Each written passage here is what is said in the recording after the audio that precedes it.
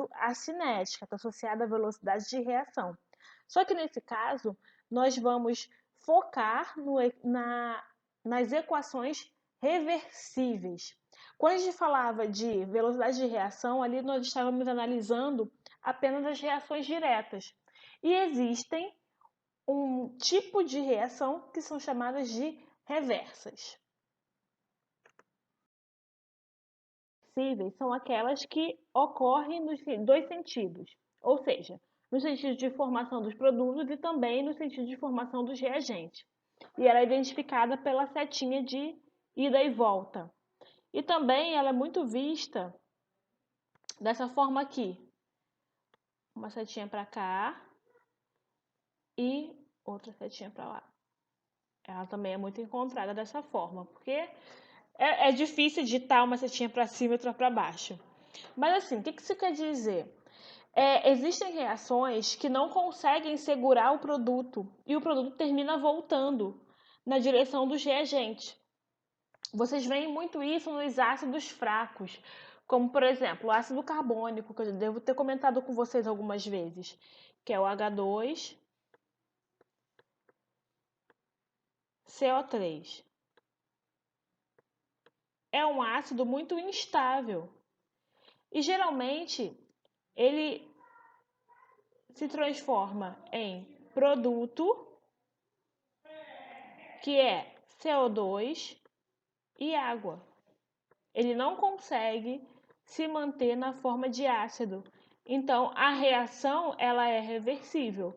Ela pode tender tanto para os produtos quanto para os reagentes.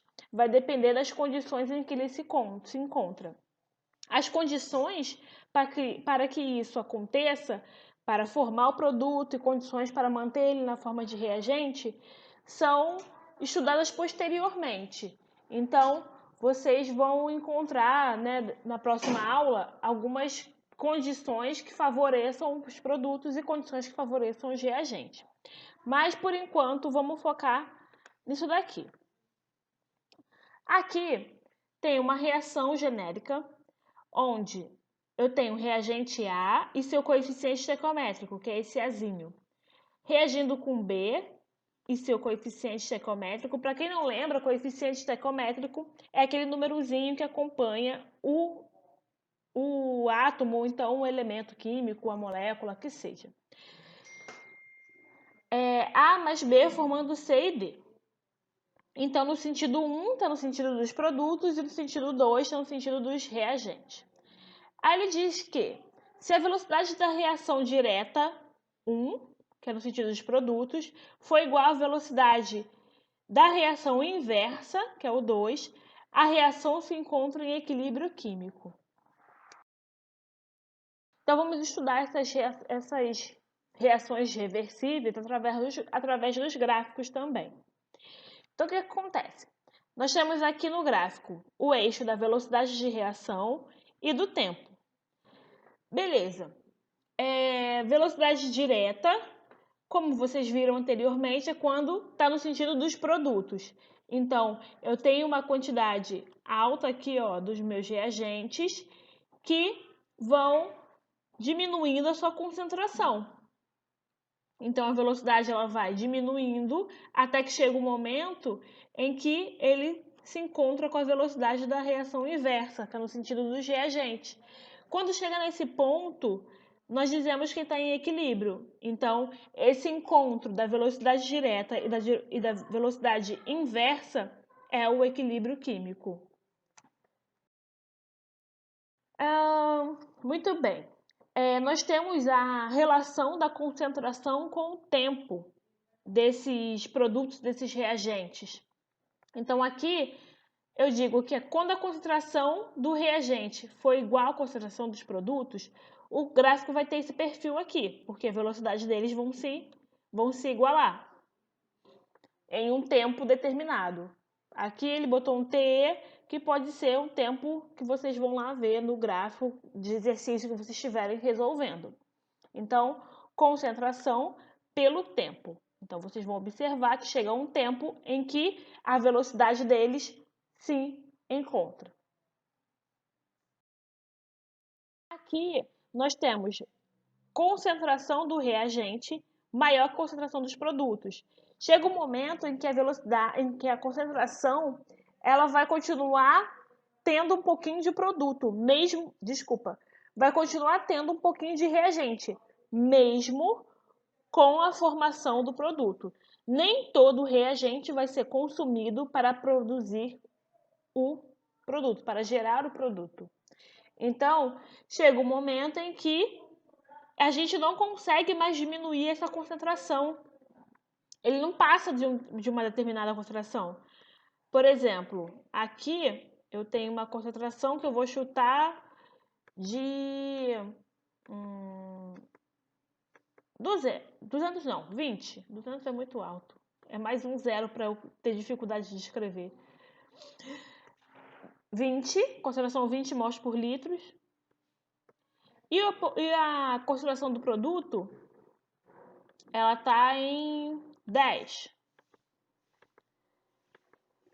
Chega um momento em que eu começo com uma concentração de reagente altíssima. Tem bastante reagente. Então, altíssima não, né? Pô, eu adoro exagerar, gente. Que isso? Então, vamos supor que a minha concentração ela começou em 60. Começou em 60. Eu tinha 60 mols por litro de reagente. O tempo foi passando, eles foram interagindo e foi formando o produto. O produto foi começando a aparecer. Chegou um momento, um tempo, em que o tempo foi passando e essa concentração continuou sendo 20. O tempo passou e a concentração continuou sendo 20. Então, eu cheguei no meu limite. Eu não consigo mais produzir. Acabou a concentração, acabaram os reagentes nessa determinada concentração e o meu produto estabilizou em 10 mols por litro também. Então, as curvas elas não se encontram, porque as concentrações não são iguais. Porém, eu tenho uma estabilização da concentração de reagente e uma estabilização de produtos. Eu não consigo mais formar os meus produtos. Então, houve uma condição de equilíbrio. Aqui, nesse caso de concentração dos reagentes é menor que a concentração dos produtos, o que acontece? Aqui já está com o númerozinho, já me facilita a vida. Aqui A e B estão sendo meus reagentes. C e D estão sendo meus produtos. O tempo passou. A e B, a concentração de A e B começou aqui elevada e ela foi diminuindo conforme o tempo foi passando. Enquanto isso, a concentração de C e D, que são meus produtos, foram aumentando. Foi produzida uma quantidade de produto além da quantidade de reagente. Então, chegou também uma fase em que eu não consigo produzir mais produtos e não consigo mais diminuir a concentração dos reagentes. Tá lá só a raspinha do tacho. Aquela raspinha ela não consegue mais se transformar em nada. Então, ela se estabilizou nessa concentração de 2 e o produto se estabilizou nessa concentração de 8. Como a gente percebe isso, o tempo vai passando e eu não consigo produzir mais. Nesse caso, a quantidade de reagente, a concentração de reagente foi maior que a concentração do produto. Essas coisas vocês só conseguem visualizar com experimento, né? Vocês conseguem observar isso melhor. Mas eu estou tentando passar um pouco da realidade experimental para vocês. Então é isso. Você vai ter uma quantidade. Por exemplo, vocês colocam, não sei se vocês gostam de café com leite ou alguma coisa com leite. Quando vocês têm um copo, um café, aí vocês vão adicionando leite. Chega um momento que fica um leite no fundo. E por mais que você mexa, vai ficar lá aquele resquício de leite que ele não vai se transformar no café com leite. Então, aquele grumo de leite que tem lá no fundo, ele vai ser essa raspinha, né? Ela não conseguiu se transformar totalmente no café com leite, né? Ele ainda ficou um pouquinho ali de leite no fundo do seu copo. Então, é como se fosse isso. Vamos lá, nós temos uma constante de equilíbrio. Nós temos a constante de velocidade, aqui nós temos a constante de equilíbrio. Então, vamos lá. Tem a constante de equilíbrio para as reações diretas, ou seja, aquelas reações que são no sentido do produto. Então, velocidade 1 vai ser igual a K1, a constante de equilíbrio da equação 1, vezes concentração do reagente A, vezes concentração do reagente B, elevado aos seus coeficientes estequiométricos, não esqueçam. Na reação inversa, no sentido dos produtos para os reagentes, nós tínhamos velocidade 2, que é da reação inversa, V é igual ao constante 2, gente, eu tô numa gagueira, né? Meu Deus, vezes concentração do meu produto C, elevado à sua potência, o coeficiente, vezes o D elevado ao coeficiente D. Quando as suas velocidades estão em equilíbrio, ou seja, velocidade 1 igual a velocidade 2, nós fazemos a relação dessas constantes. Então, nós vamos igualar. K1, que é da reação direta, vai ser igual a K2, essa parte aqui, ó, da segunda velocidade. Né, e seus complementos. Eu não quis falar os complementos, mas vocês estão vendo aí. Aí, o que acontece? Quando V1 igual a V2, nós conseguimos isolar essas concentrações. Então, K1, fazendo a razão entre elas sobre K2, vai ser igual à concentração dos produtos sobre a concentração dos reagentes. K1 sobre K2 vai ser igual à constante de equilíbrio. Então, essa razão entre a reação direta e a reação inversa é igual à minha constante de equilíbrio, Kc. E as concentrações, elas mantêm a mesma coisa. Então, concentração dos produtos sobre a concentração dos reagentes. Aqui nós temos alguns exemplos e alguns OBSs, né? O valor de Kc depende da reação considerada, bem como da temperatura e independe das concentrações iniciais dos reagentes. Líquidos e sólidos puros que não fazem parte da solução não constam na expressão da constante de equilíbrio. Então, aqui nós temos gases. Daí, todos eles são expressos aqui na nossa constante de equilíbrio, na nossa reação. Então, Kc vai ser igual ao produto, ó, SO3, elevado a 2, ó, o coeficiente estequiométrico aqui, esse 2 aqui, tá? Sob SO2 elevado a 2 vezes, tem um vezes aqui, concentração de O2. Foi elevado a nada porque é como se fosse 1 aqui na frente. Aqui nós temos um segundo exemplo. Ó, presta atenção que essa espécie aqui está sólida.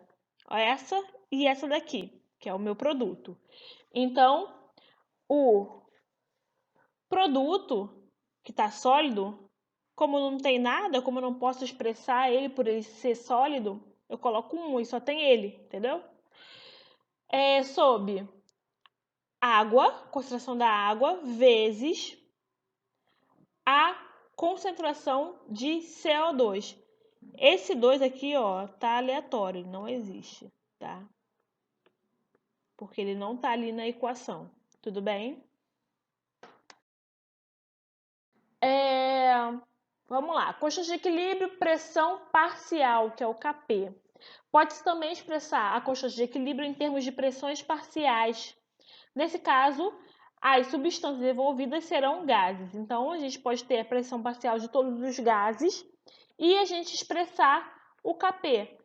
Vai ser igual à pressão dos meus produtos, ó, pressão de D e pressão de C, elevado aos seus coeficientes, dividido pela pressão de A elevado aos seus coeficientes, vezes a pressão de B elevada por coeficientes, pressões parciais. Então, se vocês receberem esses resultados esses resultados não, na verdade, se vocês receberem os valores de pressões parciais, vocês utilizam eles para descobrir o Kp. Como é que eu acho a pressão parcial? Então, uma coisa vai englobando a outra, já chegou em física aqui. Então, a pressão parcial é aquela exercida por um componente gasoso em relação ao todo. A soma das pressões parciais é igual à pressão total do sistema. Então, vamos lá. Nós temos P inicial, que é a pressão parcial do componente I. Então, P do I. Pressão total, que é o Pzão, pressão total do sistema. Xi é a fração molar do componente I no sistema considerado. Então, pode ser que vocês recebam os valores de fração molar e pressão total para descobrir a pressão parcial e aí sim colocar na fórmula de Kp. Ou através do Kp, vocês vão descobrir a pressão parcial. Da pressão parcial, vocês podem descobrir a pressão total se vocês tiverem o valor de fração molar. Então, vocês podem fazer várias associações, porque vocês têm várias formas aí de encontrar as constantes e, além disso, as pressões parciais e totais aí de um sistema que vocês tiverem que analisar. Relação entre Kp e Kc. Eu mostrei para vocês que vocês poderiam achar a constante das pressões parciais. E, inicialmente, falei das pressões de equilíbrio, né? A constante de equilíbrio, que é o Kc. Vocês podem fazer uma relação entre eles. Kp vai ser igual a Kc, que é a constante de equilíbrio, vezes RT, que sim, R é aquela 0,082, tá? T, que é a temperatura em Kelvin, elevado a ΔN, que seria ΔN. Lembra dos meus coeficientes aqui, ó? Azinho, Bzinho, C e Dzinho? Eles mesmos. Então, o ΔN vai ser o coeficiente dos meus produtos menos os coeficientes dos meus reagentes. Então, vai ser o somatório dos meus coeficientes do produto menos o somatório dos coeficientes dos reagentes. Aqui no grau de equilíbrio, que eu prometo que é a última coisa que nós vamos estudar hoje, o grau de equilíbrio, que é o alfa, relaciona o número de mols consumido com o número de mol inicial de certo reagente, podendo ser expresso em porcentagem. Então, vocês vão analisar o número de mols que foi todo utilizado para formar um produto e o número de mols que nós utilizamos inicialmente. Nem sempre esse número de mols vai ser zerado. Se vocês lembram na parte do gráfico que eu comentei com vocês, às vezes a concentração do meu reagente ele vai diminuir até um certo limite, mas ele não zera. Então, a gente pega esse número de mols que vocês utilizaram que foi consumido para produzir o meu reagente. Então, vou fazer essa relação aí do número de mols final com o número de mols inicial. Então, para vocês conseguirem identificar melhor, aqui vou dar 2 exemplinhos sobre essa matéria. A presença de tampão é fundamental para manter a estabilidade de ecossistemas pequenos, como os dos lagos. Íons fosfatos originários da decomposição da matéria orgânica formam um tampão, sendo um dos equilíbrios expressos pela seguinte equação. Aí tem aqui nosso fosfato formando outras 2 espécies. Se no equilíbrio foram medidas as concentrações dos íons fosfato e de seus 2 produtos, o valor da constante de equilíbrio, admitindo-se gás ideal, será... Então, ele deu a concentração de todas as espécies. E todas elas são aquosas. Então, está todo mundo no mesmo parâmetro. Se fosse sólido ou gás, talvez elas não fossem expressas. Então, vamos lá. qual é a constante de equilíbrio. Então, nesse caso, é a aplicação de fórmula. Então, você vai pegar o valor das concentrações dos produtos e dividir pela concentração do reagente. Então, gente, aqui vocês podem ver a fórmula, como é que ela é. Então, vai ser Kc, que é a constante de equilíbrio, vai ser igual a 1 vezes 0,2, que são as concentrações dos meus produtos, sobre 2, que é a concentração do meu reagente, que vai ser igual a 0,1. Aqui nesse exercício, nós temos a altas temperaturas, o gás nitrogênio reage com o gás oxigênio formando o óxido de nitrogênio, um poluente atmosférico. E tem essa formuleta aqui. A temperatura de 2000 Kelvin, a constante de equilíbrio acima é igual a 4 vezes 10 a menos 4. Então, nós já temos aqui a nossa querida concentração. Aliás, constante. Nessa temperatura, se as concentrações de equilíbrio de gás nitrogênio e gás oxigênio forem, respectivamente, 4 vezes 10 a menos 3 e 1 vezes 10 a menos 3 mol por litro, qual será a de óxido de nitrogênio? Então, nós temos o valor de constante, a concentração dos meus dois reagentes. E ele quer saber qual é a concentração do meu produto. Então, nesse caso, nós temos o valor da constante e a gente quer descobrir a concentração do produto. Gente, o que vocês podem fazer aqui? Vocês vão pegar o valor da constante, vai ser igual à concentração dos produtos, que vai ficar em cima, elevado o seu coeficiente estequiométrico, vai ser 2, porque na fórmula está aqui, ó, 2. Sob concentração dos meus reagentes, 4 vezes 10 a menos 3 e 1 vezes 10 a menos 3. Total disso tudo, 4 vezes 10 a menos 5, que é a concentração do meu produto. Prontinho. Então, gente, finalizamos mais uma etapa de nossas vidas.